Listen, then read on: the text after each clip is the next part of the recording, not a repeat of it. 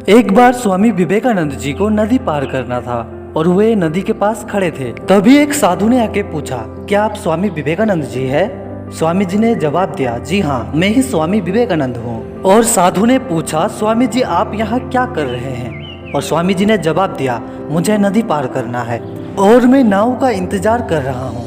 तभी साधु ने कहा कि आप इतने बड़े इंसान हैं, कहीं सारे लोग तुम्हें प्रेरणा की सीरत मानते हैं और तुम एक नदी पार नहीं कर सकते।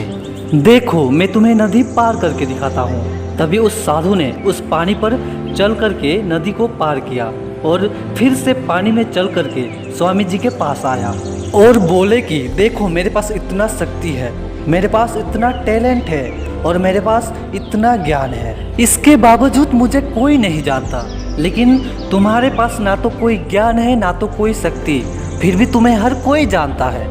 तभी स्वामी जी मुस्कुराए और साधु से पूछा कि तुम्हें ये विद्या सीखने में कितना टाइम लगा? साधु ने बोला 15 साल। इतने में ही स्वामी जी की नाव आ गई और स्वामी जी ने साधु को भी साथ लेकर नाव में चढ़ गए। नदी पार करके उस पार पहुंच गए और स्वामी जी ने जेब से 1 रुपया निकालकर उस नाव वाले को दे दिया, अर्थात दोनों के 50-50 रुपये मिलाकर 1 रुपया नाव वाले को दे दिया।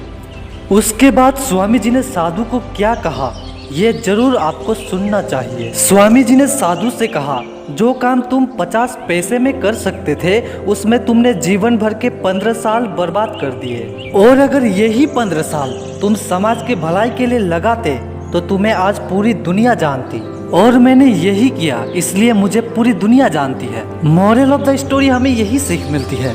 उसी साधु की तरह कई और लोग ऐसी चीज़ों में अपनी दिन, हफ्ते, महीने, साल लगा देते हैं जिनका उनके जिंदगी में कोई मतलब नहीं बनता।